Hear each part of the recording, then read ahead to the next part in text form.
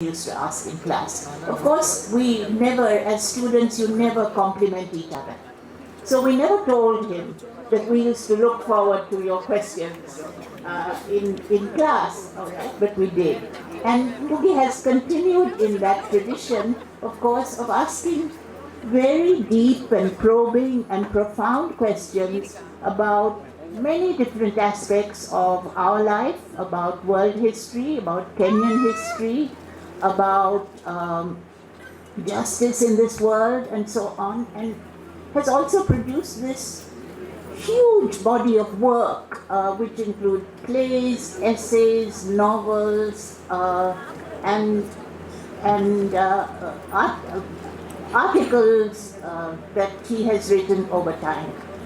When he was at university, he was also the editor of the university English journal, which was called Pen Point.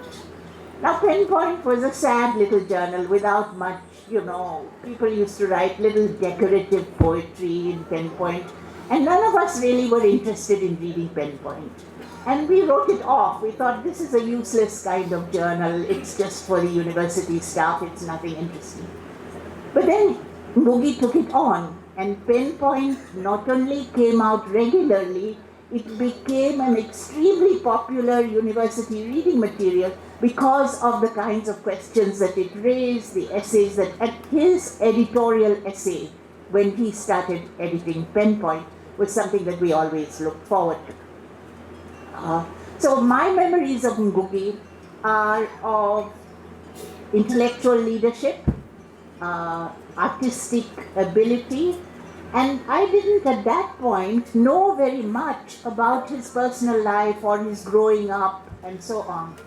So I actually learned all that, and then when we met like students, we had hundreds of things to discuss, and we were always somewhere fighting with each other also, right? And those discussions were so tremendously important in our intellectual and political and ethical formation. Like, what kind of human beings would we be?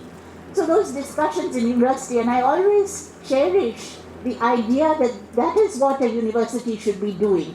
And in EFLU as well, I feel sometimes proud that we created a kind of culture in which these kinds of questions were asked and discussions took place, and people began to think about what does it mean to live an ethical life yourself, and why is literature, or why are stories or plays or novels important in us understanding who we are and what the world is.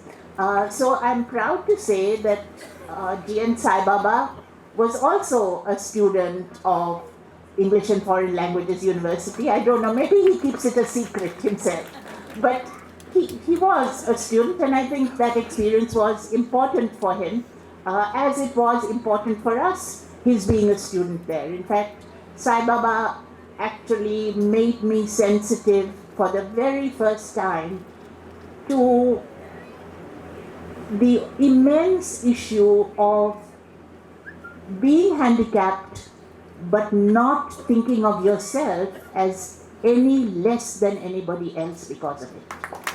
And it was a huge education, not only for me but all his classmates and for the university, to interact with him at this level, and of course later with his ideas and his writings and his activity and so on. So there is a connection then that I have both with Sai Baba and with Ngugi, and I want to say that when I first read the first volume of his autobiography, I immediately thought to myself, my God, this is a model. Look at how this man has structured the story of his life. How I told you, he asked the most intelligent questions in the class. How intelligently he has organized this material along. Look at the themes he has used and how he cut through a whole period. You know how lives are. There are many things that happen in a life. Every day is full of events.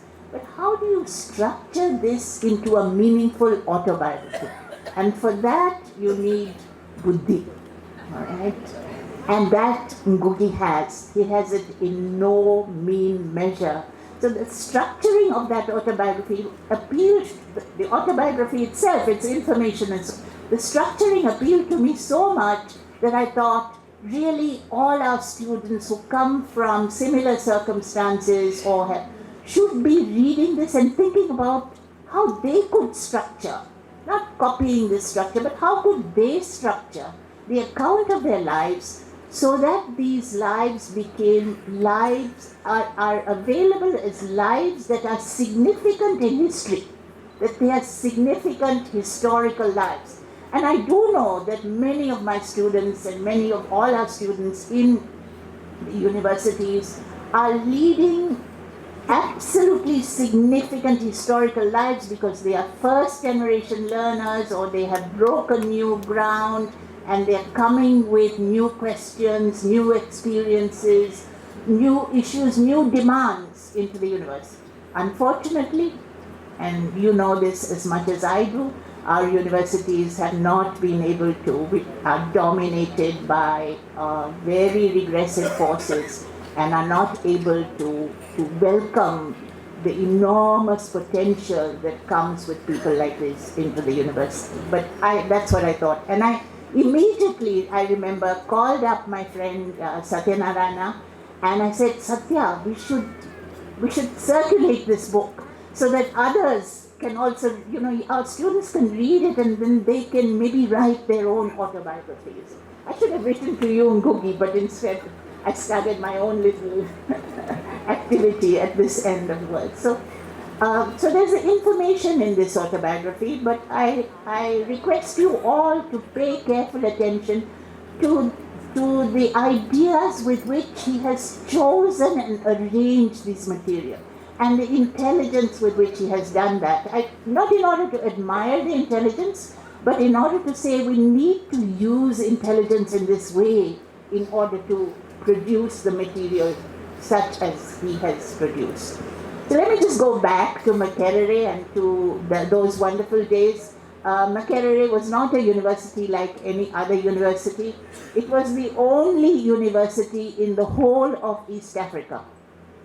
So though it was in Kampala, which is the capital, not the capital, the biggest city of Uganda, Ngugi, who studied in Kenya, came all the way to Kampala in order to study from one country into another country.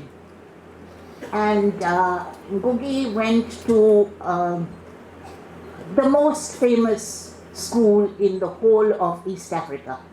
I went to also the most famous school in the whole of East Africa, and we had a battle, his school and my school, who was the greatest school. Now, I will never agree that his school was better than my school, but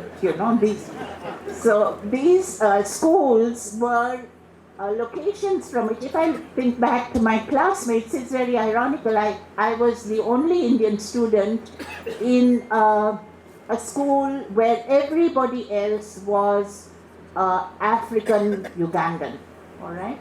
So this was an enormous experience for me. And it's something like meeting Sai Baba was so important in having one kind of world opening up. This experience of being the only Indian student, and a girl at that, in where we had about 20% girls and 80% boys in that school. It was a mixed school. Was Alliance mixed? It was a boys' school. Boys' school. And you had another girls' school, the Alliance for Girls. But we were a co-educational school and we were very proud of it. Alliance didn't understand anything about co-education, right? And these battles between these two great schools, which actually were very important in training the academic, political, and intellectual elite and the leadership of these two countries.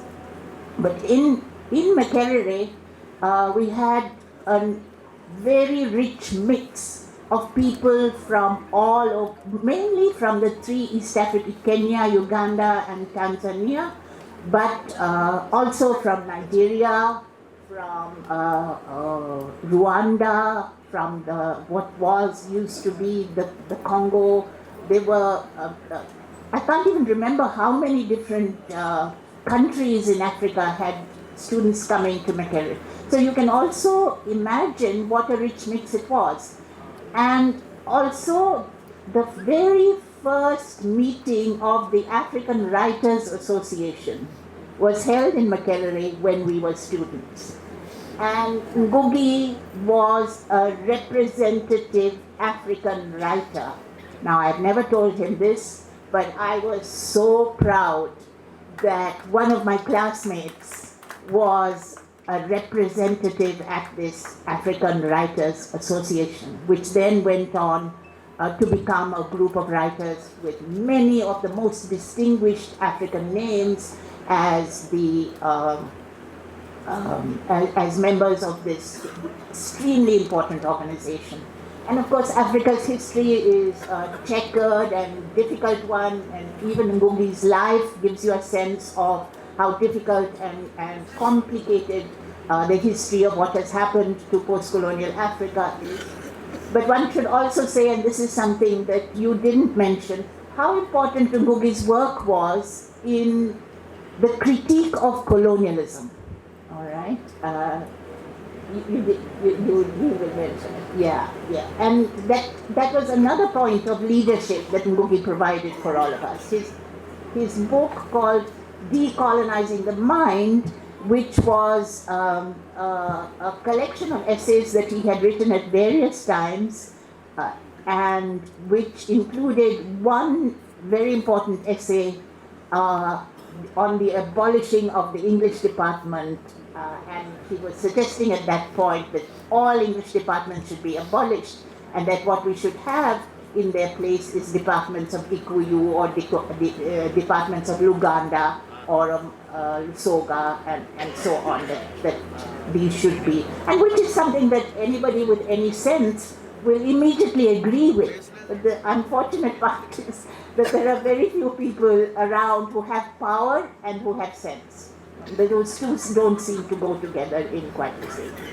So these are some of the memories. As I'm speaking, I realize that this must be the first time I have spoken about many of these things, because there has been no context in which these issues come up, or in which this part of my life, even to my family, I don't think I have gone over these memories. So thank you very much, Ngugi, for giving me this opportunity, and for all of you as well.